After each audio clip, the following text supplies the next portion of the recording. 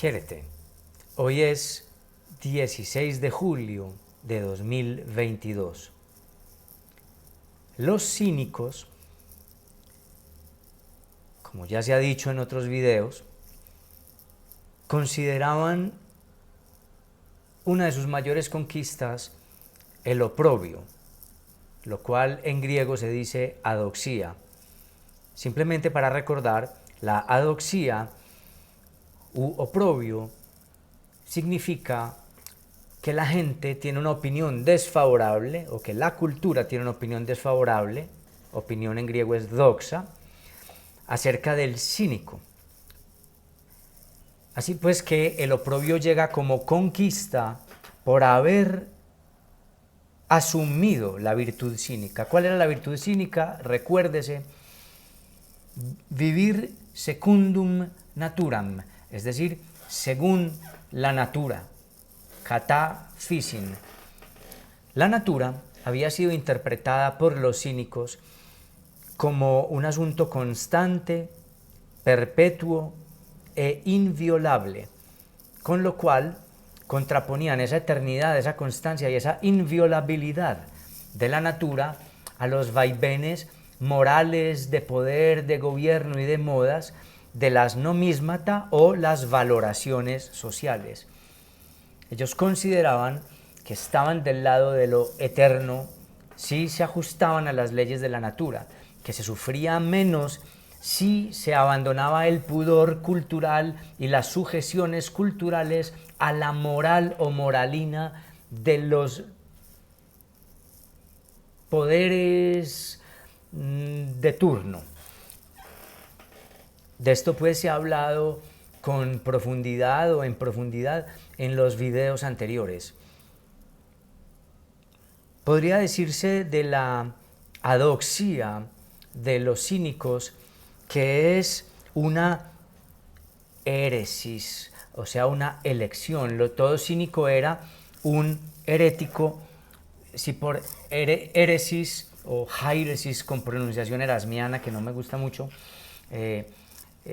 significa una elección. El cínico elegía, como todos en las distintas sectas filosóficas o escuelas filosóficas, elegían la virtud que consideraban o que legitimaban de verdad era verídica. ¿No es verdad? No es cierto. Entonces, todo cínico es un herético que termina siendo considerado un adoxos, un oprobiado por o un vilipendiado por la moralina de la cultura, pero él asimismo no se consideraba un estúpido, sino que se consideraba un virtuoso, puesto que había alcanzado la sencilla, virtuosa vida conforme con la naturaleza. ¿Para qué hago esta introducción que ya es consabida en los videos anteriores? Porque quisiera decir algo acerca de la literatura, del acto creativo, de la escritura de textos literarios, aunque se podría decir también de las artes todas. De todas las posibilidades que se tiene en la literatura, yo creo que una de las más interesantes, y es aquella en la que yo particularmente creo o estimo como valiosa, es que la literatura puede ser cínica. ¿En qué sentido cínica? Voy a forzar un poco el concepto porque los antiguos cínicos no hablaban de literatura, desde luego, pero quisiera retomar el concepto de adoxía, ya no interpretándolo como en aquellos tiempos, como vivir conforme con la naturaleza, porque en últimas, si nos preguntamos qué es la naturaleza, cuáles son sus leyes y por qué ellas son virtuosas, tendríamos que aceptar que también eso es una convención, que la natura es una invención más, una fabulación más, una definición más, porque si la consideramos algo virtuoso que contiene una verdad, pues allí estamos haciendo una fabulación de la naturaleza. Entonces quisiera simplemente tomar el concepto de adoxía y hacerle un tropo. Es decir, cambiarle un poco el significado manteniendo algo del concepto original. Ya no voy a hablar de la adoxía como la adopción de una vida conforme con la naturaleza tal cual la concebían, por ejemplo, Antístenes, Diógenes, Crates, Hiparquia o cualquiera de los cínicos ya estudiados y que pueden leerse en Diógenes Laercio, en el libro de Vidas y Opiniones de los filósofos más ilustres, en el capítulo 6, sino que podemos hablar de la adoxía por tropo o con un tropo como haber alcanzado el oprobio porque la persona X o Y no se acoge a las moralinas de la cultura del momento o de turno.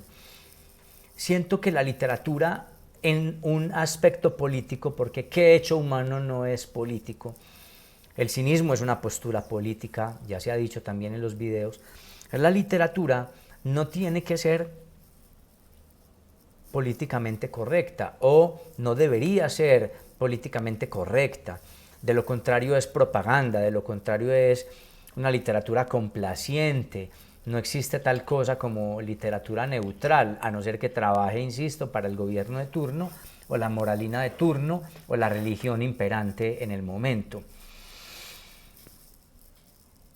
Considero que la literatura debe ser o debe tener una adoxía, no simplemente por el hecho de querer indignar y ya, sino que más bien en el acto creativo del autor o autora, el asunto de creación no debe responder a querer congraciarse con quienes en un futuro leerán o no la obra o las obras, porque en la historia ya está demostrado que las obras pueden alcanzar muchísimos destinos, todos arbitrarios: sobrevivir, no sobrevivir, gustarle a la posteridad, disgustarle a la posteridad, agradar a unos en un momento y en otros evos desagradar a otros, bueno, que podrían llegar a quemar, desaparecer, borrar, adulterar la obra o las obras.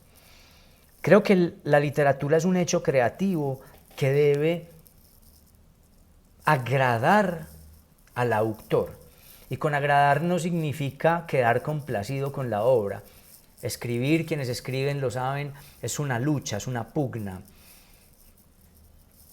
Cuando hablo de agradar es que cuando el autor por cansancio, cuando el autor, es decir, cuando el autor pone punto final por cansancio o por considerar arbitrariamente, como decía Gabriel García Márquez, tal como sabe la cocinera que la sopa ya está lista, entonces por considerar que la obra ya debe terminarse, por los motivos arbitrarios que sean, pues que entonces esa obra deba agradar al propio autor como proceso terminado. El autor debe sentirse tranquilo o al menos liberado o al menos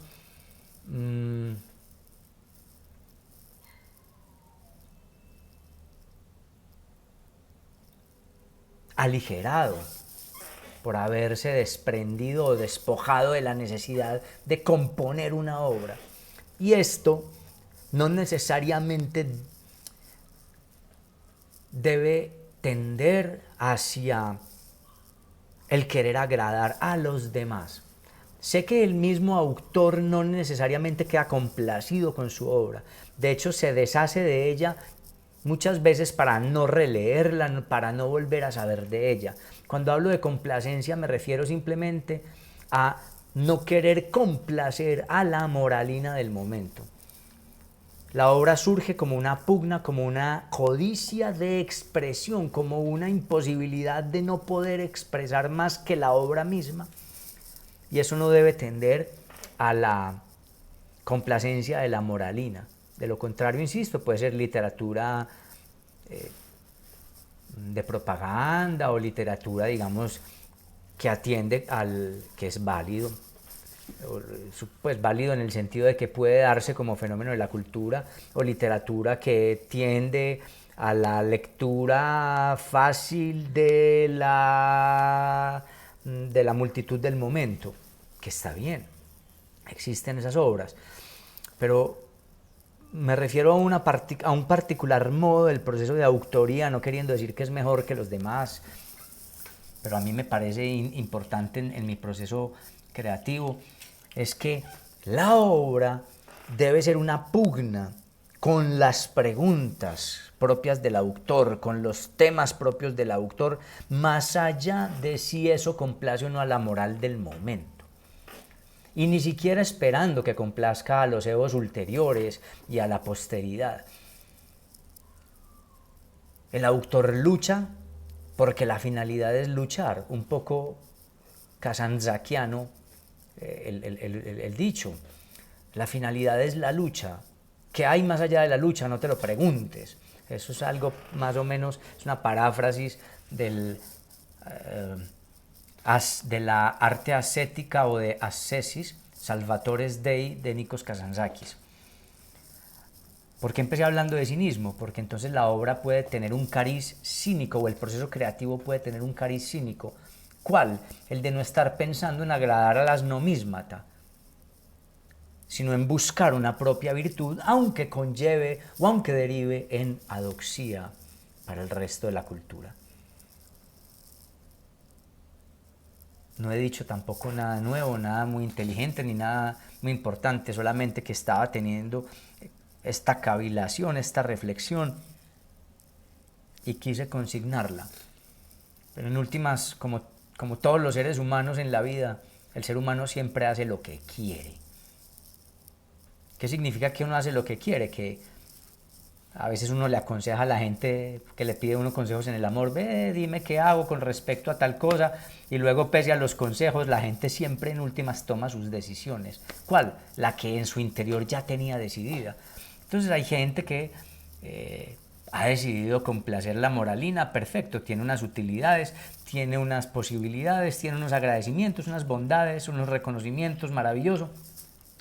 Hay otras posibilidades políticas en la literatura o en las artes que son las posibilidades cínicas.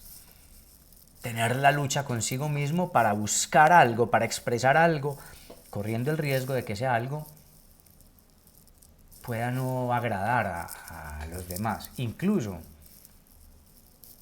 como casi siempre se da, corriendo el riesgo de que esa obra no le agrade al judicador futuro, que será ese autor que la leerá en 20 años después, 10 años después, un día después, y reproche diciendo, pero ¿qué hice? ¿Qué estaba pensando en aquel entonces cuando escribí o compuse esto o aquello otro?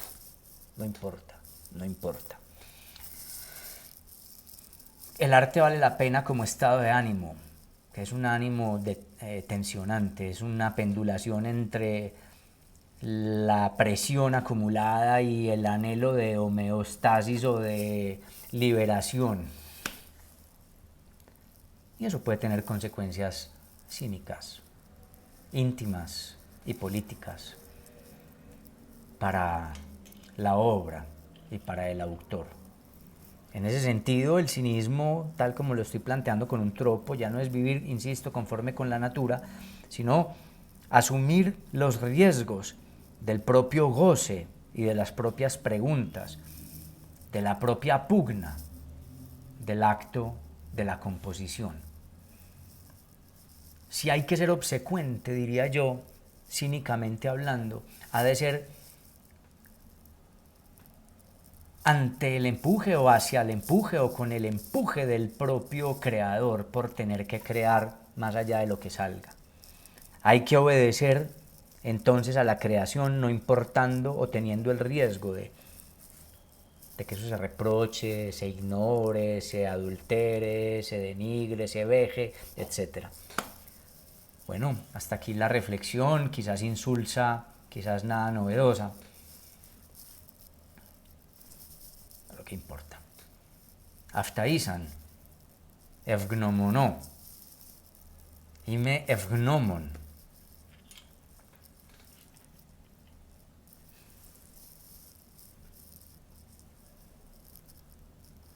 Muchas gracias a quienes siguen los videos, aunque insulsos, aunque inocuos. Hasta Isan, ya, Kaliniktasas.